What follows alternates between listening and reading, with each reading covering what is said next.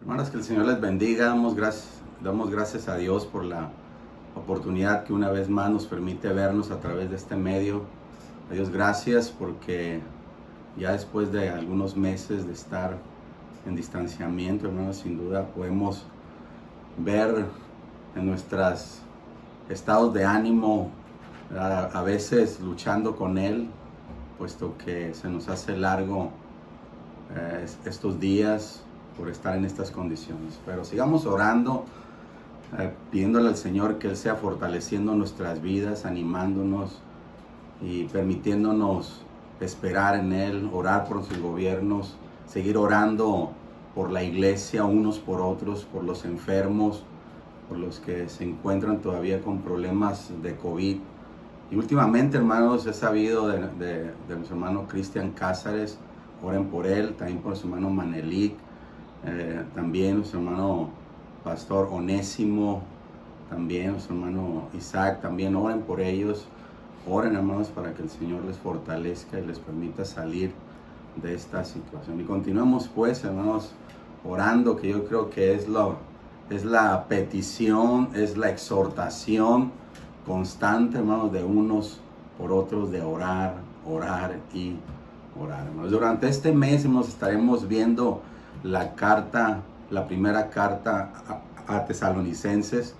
Es una carta, hermanos, que va a traer consuelo, traerá ánimo a nuestras vidas, porque el tema, hermanos, de principio a fin, tanto de la primera carta como la segunda carta de Tesalónica o Tesalonicense, tiene que ver, hermanos, precisamente con la venida de nuestro Señor Jesucristo, el rapto de la iglesia, la ira venidera, todos esos temas, hermanos, que son interesantes, ¿verdad?, de consuelo, de ánimo para la vida de la iglesia. Por lo tanto, este mes, hermanos, estaremos nuestro hermano Iván y un servidor tocando ese tema. Nuestro hermano Oscar también estará auxiliándonos en esto, y le pedimos que oremos para que sea el Señor animándonos, sea el Señor a través de su palabra confirmando su verdad en nosotros, confirmando sus promesas que nos da a través de su palabra, que sea el Espíritu Santo, hermanos, hablando a nuestras vidas en estos tiempos de distanciamiento, hermanos. De tal manera que entonces podamos salir fortalecidos mientras que continuamos en esta situación, hermanos, en las que estamos viviendo. Así que le invito, hermanos, a que oremos, pidamos a Dios que sea Él ayudándonos y bendiciendo a los que están en necesidad. Nuestro Padre Celestial, te damos gracias porque sin duda eres tú fortaleciendo nuestras vidas. Eres tú, Señor, consolando el corazón nuestro, dándonos paz en medio, Señor, de tantas situaciones que hemos vivido, sean de enfermedad. Algunos, Señor, han partido a tu presencia y te damos gracias porque esa seguridad, Señor, que nos das, nos hace estar, Señor, en paz, sabiendo que nuestros hermanos han partido a la patria gloriosa contigo, y esto, Señor, nos da también a cada uno de nosotros certeza, Señor, nos da gozo. Pero también, Señor, indudablemente que nuestra carne se duele, Señor, porque son amados hermanos, familias, y Señor, pedimos porque seas tú consolando el corazón de cada una de las familias, Señor, que están viviendo estos momentos de dolor, de tristeza en sus vidas. Señor, fortalece sus vidas. Te damos gracias por tu palabra. Pedimos que seas guiándonos y ayudándonos en todo, Señor, lo que estaremos viendo acerca de la carta a Tesalonicenses. Y, Señor, sabemos que tu palabra es verdad. Tu palabra, Señor, hace aquello por lo cual tú la envías. Permítenos tener oídos abiertos a tu palabra, oídos sensibles. Nuestra mente, nuestros pensamientos estén, Señor, atentos a lo que tu palabra nos está hablando a cada uno de nosotros. Te alabamos y te bendecimos en el nombre de nuestro Señor y Salvador Jesucristo. Amén. Amén. Bien, hermanos, decíamos, vamos a estar hablando acerca de la carta a Tesalonicenses, la primera carta. Y como una nota histórica, hermanos, Tesalónica es la capital de Macedonia, fue en el año 168 antes de Cristo, hoy conocida como Salónica. De manera que en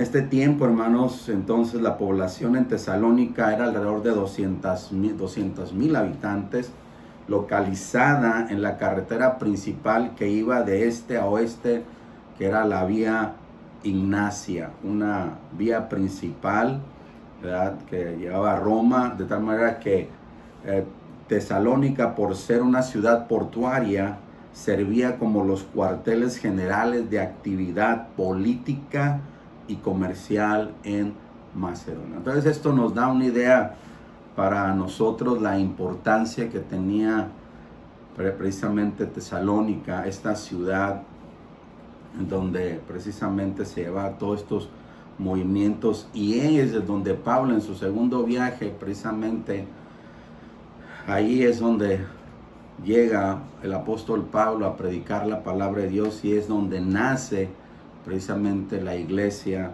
de Tesalónica.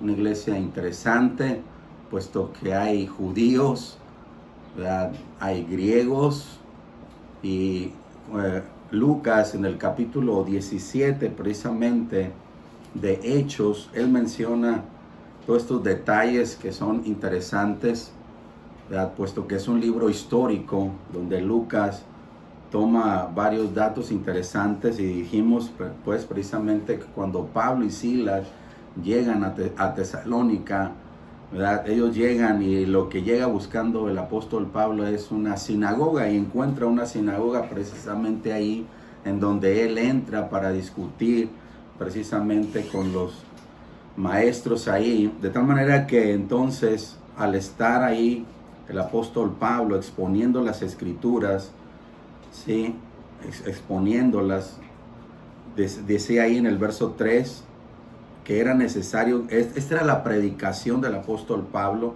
declarando y exponiendo por medio de las escrituras que era necesario que Cristo padeciese y resucitase de los muertos, y que Jesús, dice él, a quien yo os anuncio, decía él, es el Cristo. Esa era la predicación centrada del apóstol Pablo, ¿verdad?, en cada una de las sinagogas en la que él llegaba, pero también en la ciudad donde él predicaba. Pero el versículo 4 es interesante, porque dice que algunos de ellos creyeron y se juntaron con Pablo y con Silas. Sin dudamente que algunos de los judíos creyeron y fueron los que se unieron al apóstol Pablo y con Silas, pero sigue siendo el verso 4 del capítulo 17 de Hechos, y de los griegos dice piadosos gran número. Y una nota importante que Lucas no deja pasar es, y mujeres nobles, dice, no pocas. Interesante, hermanos, porque Lucas centra precisamente lo que eran los miembros de la iglesia en Tesalónica. Eran judíos, eran griegos, ¿verdad? Y si nos damos cuenta, estaba compuesta más por gente griega, ¿verdad? Y mujeres, dice Lucas ahí, nobles, no pocas. Es interesante entonces poder ver la membresía en esta iglesia naciente.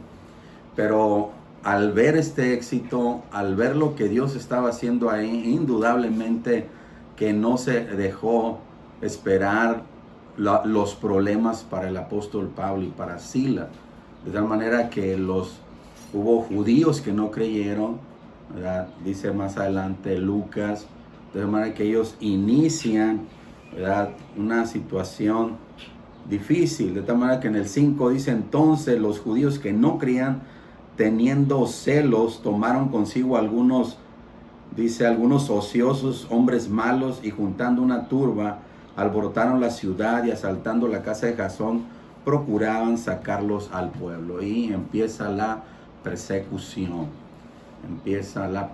Lo que podemos notar entonces, que una recién iglesia, recién convertidos, nuevos creyentes, ¿verdad?, indudablemente que ellos empiezan a experimentar lo que es la persecución. la persecución. Y aunque iba dirigidamente hacia Pablo y Silas, ¿verdad? Más para Pablo, puesto que él era el predicador, ¿verdad? De tal manera que entonces esto también afecta la vida de los nuevos creyentes. Podemos ver a Jasón, judío, quien precisamente él sobrelleva esta situación y Dios guarda la vida de Jasón. Pero esta es la historia, esta es una parte de la historia que Lucas toma para enseñarnos a nosotros cómo inicia esta iglesia, e inicia precisamente ya con persecución. Y esto es algo importante. Por eso hablar alguna nota histórica a ustedes y a mí nos ayuda a pensar precisamente la obra de Dios en el corazón de cada uno de los que hemos creído en nuestro Señor Jesucristo. De tal manera que vamos allá entonces a la primera carta a Tesalonicenses. Esta carta está compuesta precisamente por 5 capítulos, ¿verdad? Que nos permitirá ir entendiendo cada uno de estos. Y como todas las cartas del apóstol Pablo, en cada una de ellas él saluda a la iglesia. De tal manera que el versículo 1 del capítulo 1 de esta carta, en el versículo 1, Pablo da su saludo. Era un distintivo, ¿verdad? Allá en la segunda carta de Tesalonicenses, en el capítulo 3, verso 17, dice: las salutaciones de mi propia mano, de Pablo, que es el signo en toda carta mía, así escribo. Indudablemente que era la nota importante, era el sello que sin duda hablaba de quién escribía esa carta, porque indudablemente que había algo o alguien que estaba tratando de dañar a Pablo. Y Pablo dice: este es el signo de mis cartas. De tal manera que Pablo, como en todas sus cartas, dice Pablo y Silvano y Timoteo a la iglesia de los tesalonicenses: en Dios Padre y en el Señor Jesucristo, gracia y paz sean a vosotros de Dios nuestro Padre y del Señor Jesucristo. Una hermosa saludo para la iglesia en Tesalónica. Indudablemente que Pablo en este saludo refleja precisamente, ¿verdad?, quién es Dios, quién es Jesucristo, porque recuerden que hay judíos ahí, de tal manera que entonces Jesús es Señor, ¿verdad?, igual a Dios. Y esto era importante para el apóstol Pablo, poner un fundamento, ¿verdad?, para la vida de los creyentes. Y ahí está el saludo con el que inicia precisamente el apóstol Pablo. Y ahí tenemos, usted tal vez diga: bueno, ¿y quién es Silvano? Silvano precisamente es Silas, pero Silvano es la forma ampliada gentílica para decir Silas, ¿verdad? Silas. Entonces ahí tenemos, cuando vemos por qué pone Pablo y Silas, es porque es en esa forma ampliada gentílica para decir Silas. Entonces vemos en los versículos que vienen algo interesante, precisamente porque el apóstol Pablo, ¿verdad?, dice ahí, porque el apóstol Pablo, él tiene gratitud, ¿verdad?, por la iglesia en Tesalónica. De hecho, el apóstol Pablo, Lucas menciona que él estuvo enseñando ahí, ¿verdad?, por algunas semanas, unos 3 semanas.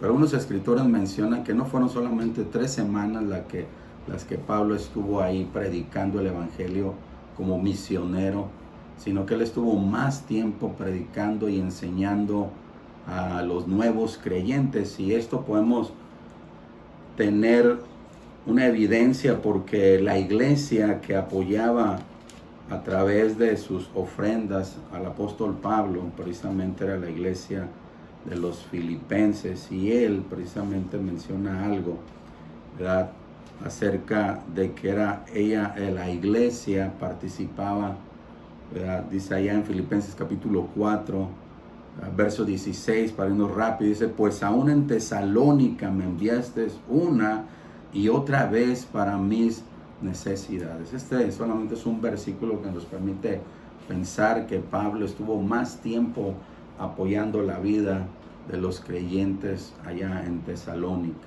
La iglesia de los filipenses apoyaban al apóstol Pablo financieramente. De tal manera que entonces Pablo dice ahí en el versículo 2, ¿sí? Damos siempre gracias a Dios por todos vosotros, haciendo memoria de vosotros en nuestras oraciones. Pablo tenía gratitud, ¿verdad?, por la vida, por los creyentes, por cada uno de ellos, porque sin duda él notó la transformación de sus vidas, de lo que Dios hizo en sus vidas, pero él nunca los olvidó, sino que dice orando. Y esto está hablando que no solamente yo, dice Pablo, sino también Silas y Timoteo nos unimos para orar, dice, por ustedes, ¿sí? Damos siempre gracias, dice, a Dios por todos vosotros, haciendo memoria de vosotros en nuestras oraciones. Qué forma más hermosa, hermanos, de fortalecer nuestras vidas a través de orar unos por otros. Pero precisamente Pablo hace notar, hermanos, esta hermosa disciplina cristiana de orar, ¿verdad?, con fervor, con perseverancia por la vida de nuestros hermanos en la fe. Pablo precisamente menciona, y vea, porque aparte de los versículos 3 y 4, dice, porque conocemos, hermanos amados de Dios, vuestra elección, ¿sí?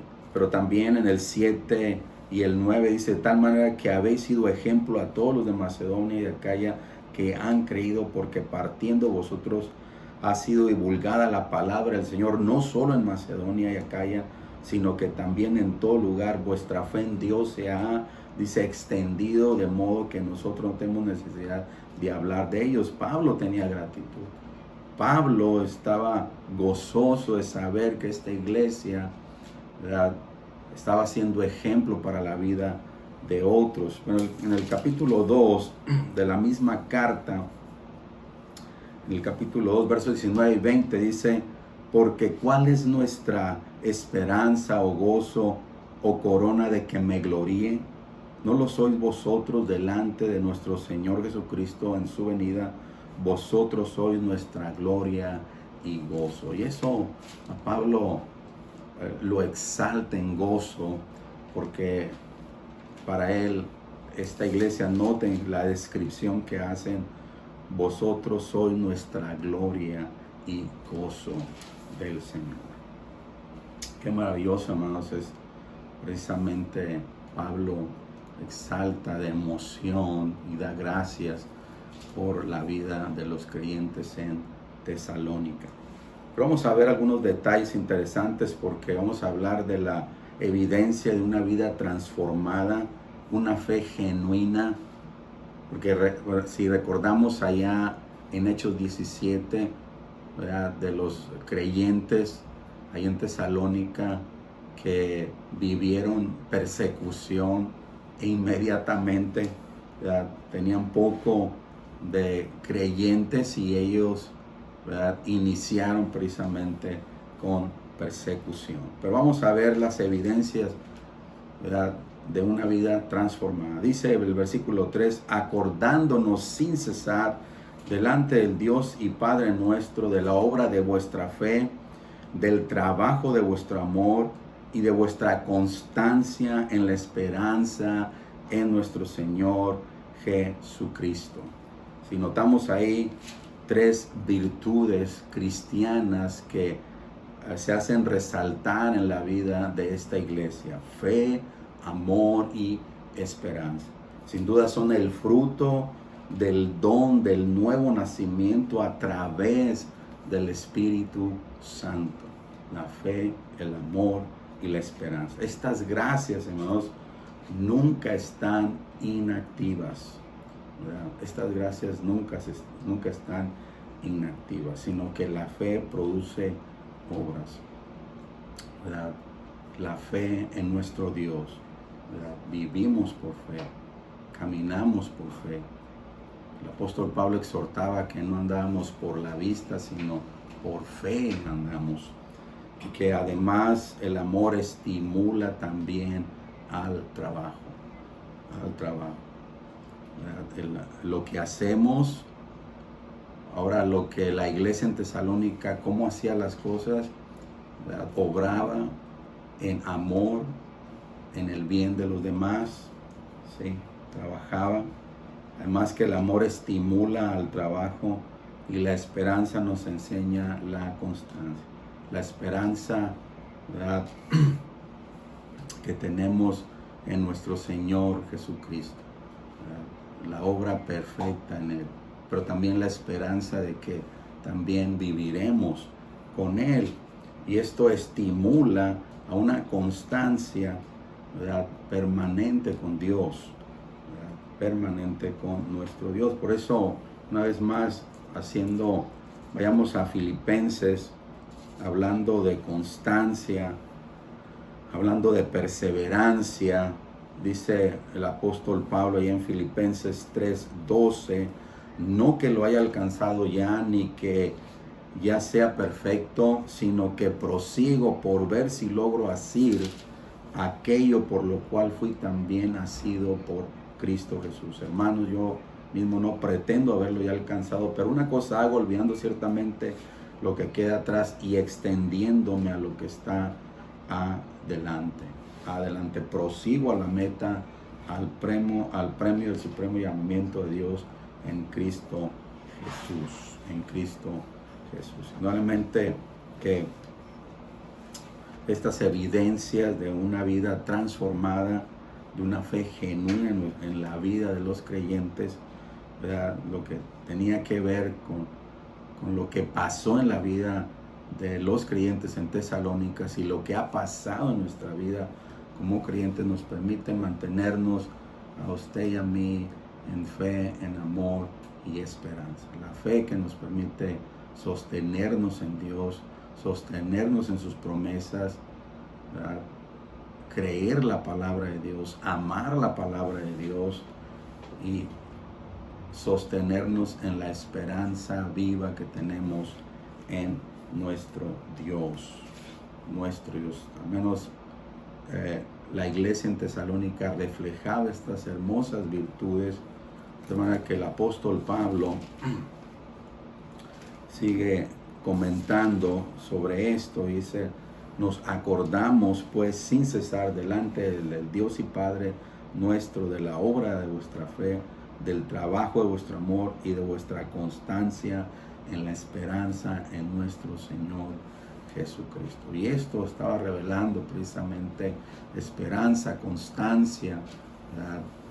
Y lo que el tema principal de la carta tiene que ver pues con la venida de nuestro Señor Jesucristo. Entonces tenemos 3 detalles importantes en la vida de todo creyente que nos sostiene, en donde somos exhortados a crecer en cada una también de ellas. Pero también Pablo dice allí, Pablo estaba seguro que Dios los había elegido. Vea el versículo 4. Porque conocemos, hermanos de Dios, vuestra elección. Porque conocemos, hermanos de Dios, vuestra elección. Esta es una hermosa enseñanza, una hermosa doctrina, en donde nos permite pensar que la salvación, quien toma la iniciativa, es Dios. Todo lo que tiene que ver con la salvación, quien toma la iniciativa es Dios. Claramente que el hombre no puede iniciarlo esto. Dice un hermano, R. Bruce Stewart, menciona precisamente él hablando de las doctrinas de la gracia y hablando precisamente de la elección incondicional de Dios. Dice, no hay nada en el hombre, nada acerca de él, ni por él que sea digno de amar. No hay nada que a Dios le atraiga acerca del hombre. De hecho, si notamos, los tesalonicenses, ¿verdad?, venían de una vida de idolatría. Versículo 9 del mismo capítulo dice, porque ellos mismos cuentan de nosotros la manera en que nos recibisteis y cómo os convertisteis de los ídolos a Dios para servir al Dios vivo. Al Dios vivo. Indudablemente que podemos ver que los creyentes en Tesalónica venían entonces de una vida de idolatría, ¿verdad? Eso habla precisamente que el hombre no busca a Dios. Es lo que dice el apóstol Pablo a los romanos, ¿verdad? No hay quien busque a Dios, no hay ni siquiera uno, no hay justo ni aún, dice uno. Pero déjenme nada más leer un versículo de ese capítulo 3 de Romanos, porque Pablo en este capítulo hace precisamente algo puntual. Aquí dice, ¿qué pues? ¿Somos nosotros mejores que ellos? En ninguna manera, pues ya hemos, dice, acusado a judíos y a gentiles que todos están bajo pecado. Con mucha razón, Pablo dice, no hay justo ni aún uno. No hay quien entienda, no hay quien busque a Dios.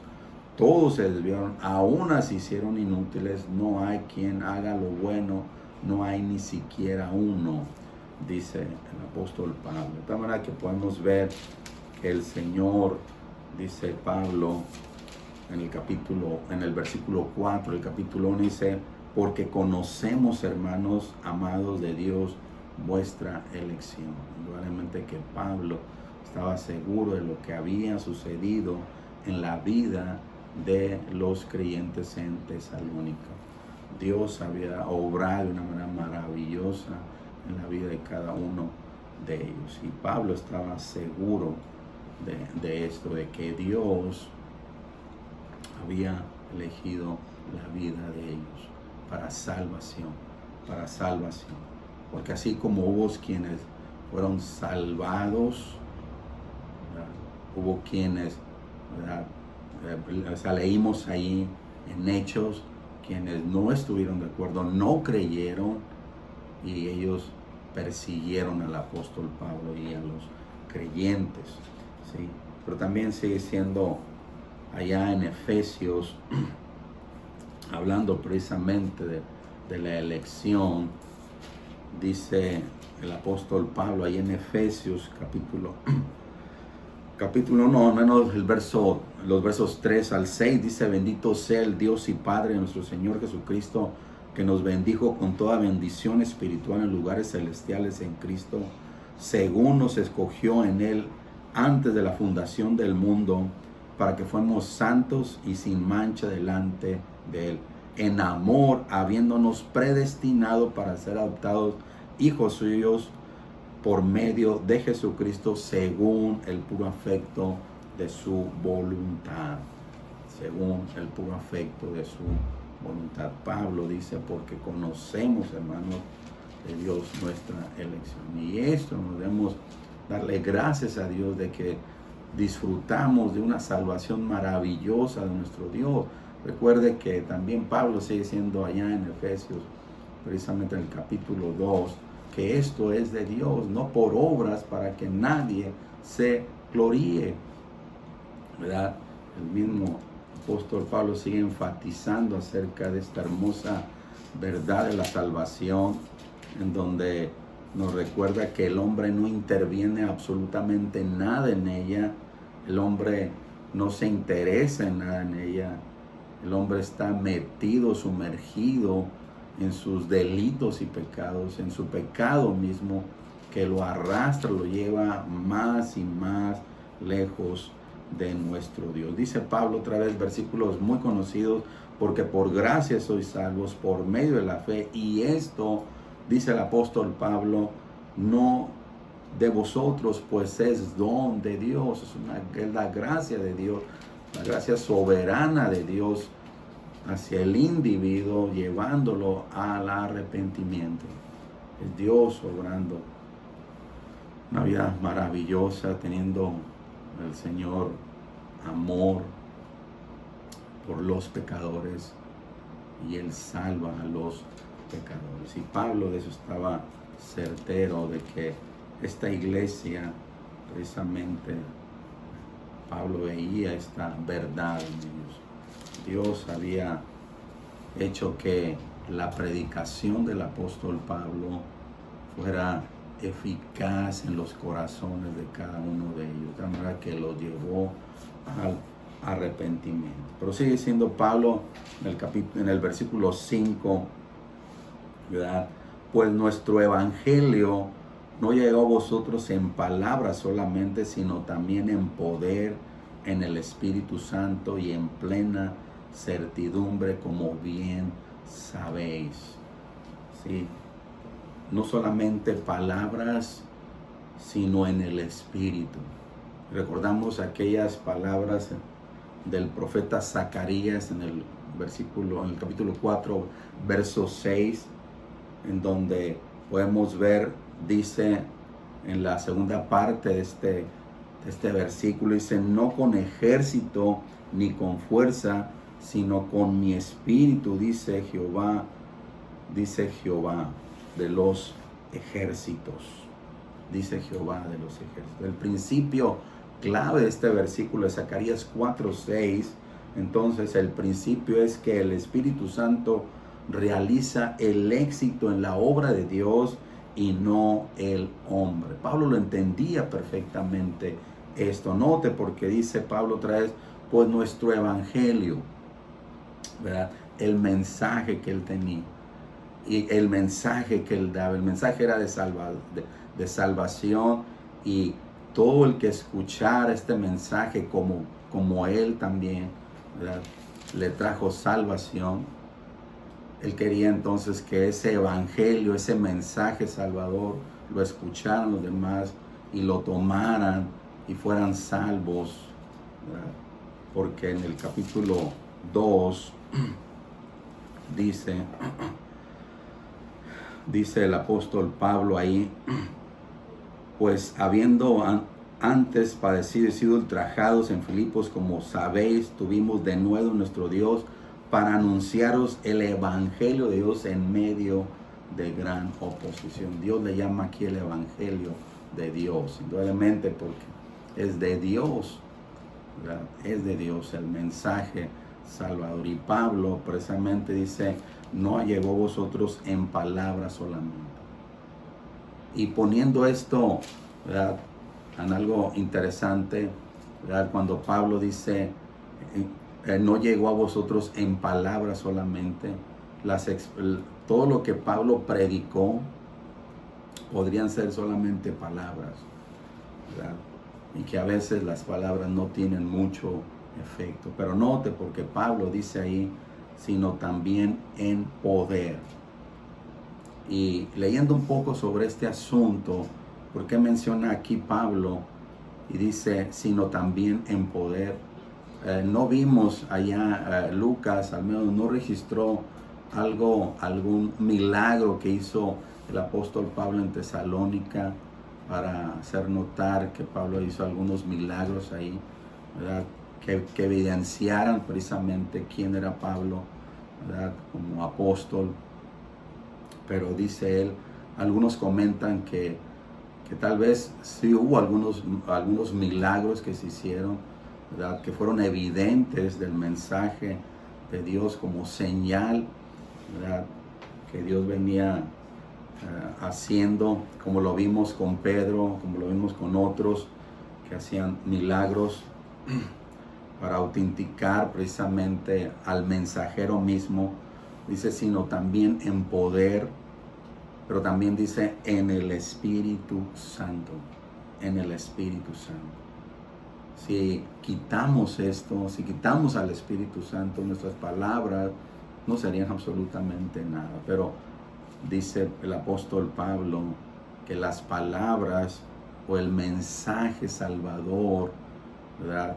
Las palabras que hablaron estaban precisamente siendo respaldadas por lo que Dios había hecho y por el Espíritu Santo, ¿verdad? Trayendo convicción en el corazón de los oyentes, ¿verdad? Trayendo convicción que el trabajo del Espíritu Santo es convencer al hombre de pecado, de justicia, de juicio, llevarlo precisamente a la salvación. Y Pablo precisamente dice que a la iglesia en Tesalónica el mensaje de Dios llegó poderosamente, llegó también respaldado por el Espíritu Santo, y todo esto produjo, dice Pablo, y en plena certidumbre, en plena confianza, ¿verdad?